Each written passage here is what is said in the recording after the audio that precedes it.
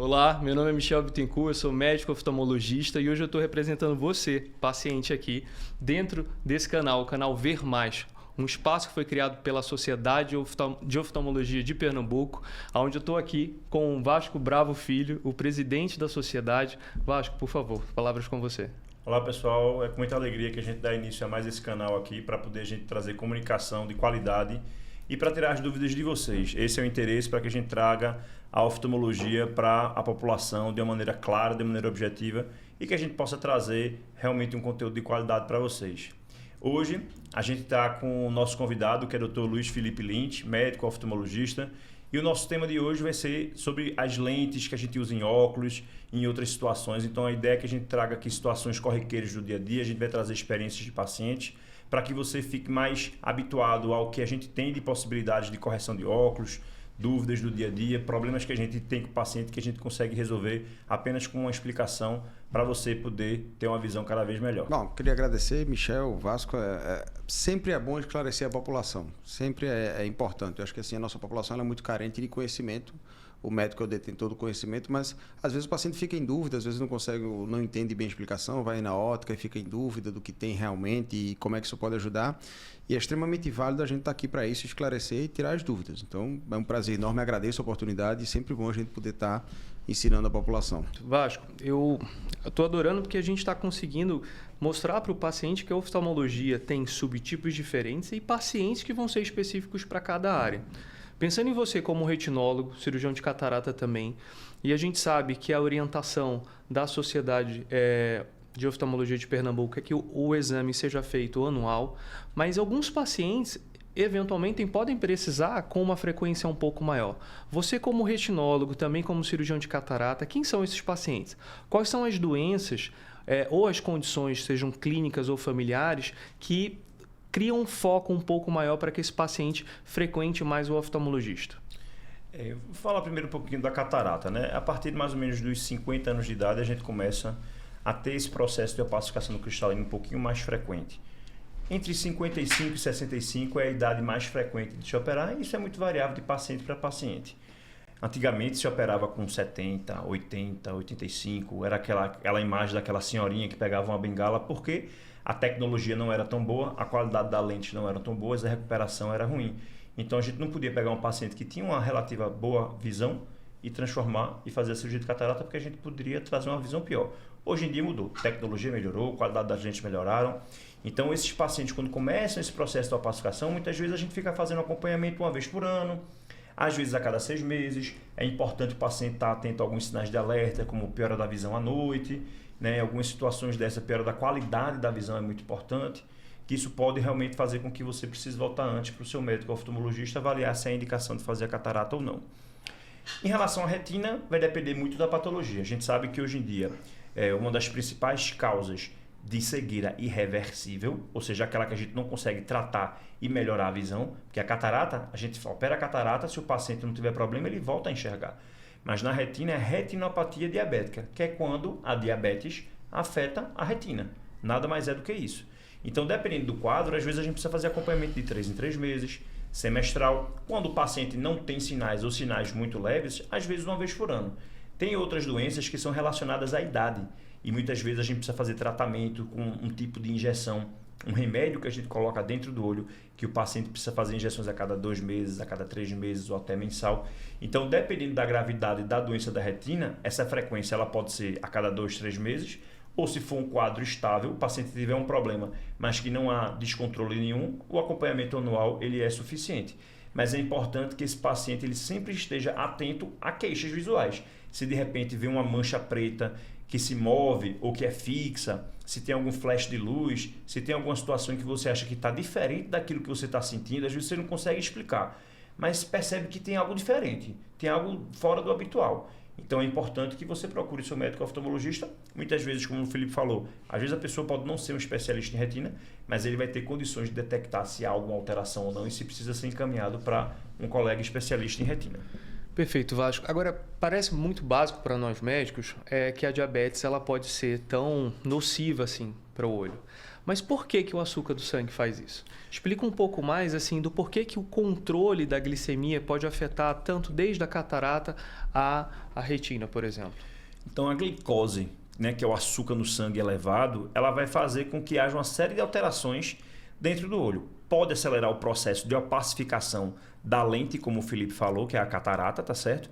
E na retina, o que é que ela vai causar? Ela vai causar dano nos vasos sanguíneos. Então, do mesmo jeito que a gente tem vasos sanguíneos na pele, quando a gente leva um corte que sai sangue, dentro do olho a gente também tem na retina, nessa região.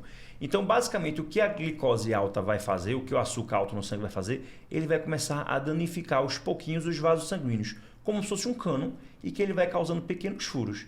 E aí, o que é que passa dentro desse cano, dentro desse vaso sanguíneo? Passa sangue, passa líquido, passa gordura. Então essas coisas começam às vezes a vazar.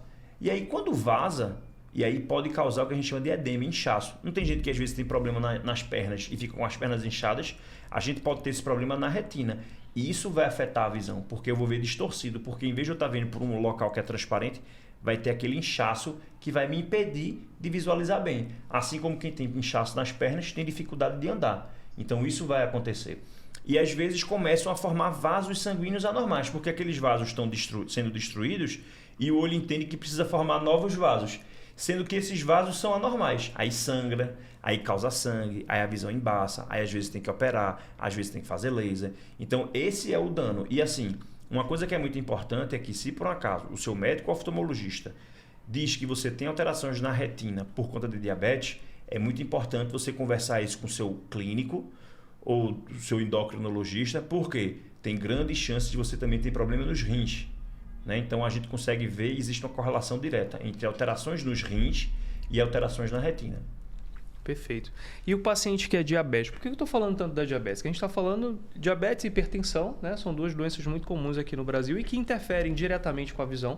Você já explicou um pouco mais aí como que esse mecanismo funciona. Falando também que podem facilitar induzir outras doenças em outros segmentos. Mas o paciente que tem diabetes, o que é que ele precisa, Felipe, tomar cuidado antes de ir ao médico? Falar um pouco sobre a questão da glicemia, de como que a glicemia pode interferir no exame da refração e pode causar, inclusive, flutuações visuais que são secundárias ao descontrole da doença. O que a gente recomenda é que, assim, ele mantenha a rotina dele. Por quê? Porque se ele disfarçar a rotina dele, às vezes a gente acaba um pouco disfarçando, errando o exame. Então o paciente chega assim, vou no médico, vou me cuidar hoje. Aí ele chega lá, não, doutor, eu fiz a glicose hoje de manhã, tá bom, sim, mas semana passada estava 200, agora deu 90. Então, qual é a sua real situação? Então, às vezes, o que a gente orienta sempre o paciente quando ele tem diabetes, olha, procure seu endocrinologista, tente ficar o melhor controlado possível. Tá. Você tem diabetes há muito tempo, então você tem que ficar vindo com mais frequência para a gente poder rastrear. Mas assim, o melhor controle possível, sempre necessário. Mas não adianta você, vou marcar médico semana que vem, agora eu vou ficar sem comer para ver se eu baixo minha glicose. Não ajuda, não está um pouco fora da realidade. Se o paciente tiver... A gente tem que ter cuidado com uma coisa. O paciente, às vezes, se a gente restringir o paciente a vida dele, olha, só vem se a glicose estiver abaixo de 150. Tem paciente que não vai vir nunca. Esperando. Então eu digo para o paciente, olha, venha que converse comigo, porque aí eu vou ver a real necessidade dele, orientar da melhor maneira possível e não deixar de examinar a retina. Veja, eu não sou especialista em retina, mas eu sei examinar a retina, porque todo oftalmologista sabe examinar a retina. Todo médico oftalmologista, ele é capaz de ver um paciente diabético e examiná-lo. Se necessário, manda para o especialista em retina. Porque tem muito paciente diabético que não tem nada. Durante os primeiros anos da doença, ele não vai ter nada na retina. Mas em algum momento, o grande problema algum momento aquela lesão pode vir e ela pode vir assintomática durante um bom tempo e ele está precisando de tratamento e não sabe. Aí ele tem que procurar o oftalmologista e eu recomendo que você venha. Não, paciente diabético, vem do jeito que você vem sempre. Chega aqui, eu converso. Tem clínica que até faz a glicose no consultório, bota um HGT. Às vezes tem gente que se tiver a glicose alta, não venha. Eu não faço isso não. Eu digo só, venha aqui e a gente conversa. Na questão da prescrição do óculos, o que é o entendimento? Que se a glicose estiver muito alta, aquela refração pode dar errada. Você pode acabar fazendo o óculos com um grau diferente do que realmente vai ficar. Mas isso é mais para situações onde você tem oscilações. Um dia desses eu peguei um paciente que chegou lá e disse, não, tu estava internado semana passada, saí do internamento e mandaram vir no oftalmo. Se você estava internado, foi que minha glicose deu 500. Eu disse, então você vai para casa agora, eu vou fazer seu exame. Você vai voltar daqui a 15 dias, eu vou refazer seu exame. Se tiver igual, é que a gente talvez vai pensar em passar óculos. Que agora não dá. Mas é diferente daquele paciente que chega assim, não, doutor, eu vim aqui fazer o óculos. Não, minha glicose sempre é 200. Eu já estou no endocrinologista, mas nunca baixa. Eu vou passar a glicose com 200. Pode dar errado? Pode, mas como é que vai dar errado se ela não vai baixar a glicose, se nunca baixa? Mesma coisa de cirurgia. Cirurgia, às vezes, o paciente... A gente quer operar o paciente com a glicose baixa. Mas se a glicose não baixa nunca, eu vou deixar o paciente cegar? Então, eu acho que você tem que ter o bom senso. E isso, às vezes, a gente só consegue saber, para poder determinar o que é o bom senso, conversando com o paciente. Então, eu não tenho grandes restrições na hora de vir para a consulta, mas, pelo contrário, eu estimulo que venha, porque eu acho que senão a gente pode acabar perdendo a oportunidade de orientar corretamente alguém. Mas, lógico, se você tem um controle ruim e vai ficar oscilando, você pode ter dificuldade de acertar o grau. E já vi pacientes que não sabem que tem diabetes, e uma das características da diabetes pouco compensada, às vezes, é a flutuação na hora do exame. E às vezes você olhar, e diz, poxa, aquele grau está tão difícil de acertar, e não tem nada que justifique aqui. Diz, olha, vamos fazer um exame de glicose, aí o paciente volta com a glicose, estava alta e não sabia. Isso já aconteceu no consultório mais de uma vez. E eu acho que o importante é assim, você não fechar, não limitar. Eu acho que pelo contrário, venha que eu vou lhe orientar da melhor maneira possível. Eu acho que essa é a dica que a gente deixa. Perfeito. Eu achei que você pontuou muito bem, Felipe, porque o óculos, ele deixa de ser, apesar de ser a principal causa do porquê que o paciente procura o oftalmologista, a gente vê-o como elementos importantes dentro das outras condições que o paciente pode apresentar.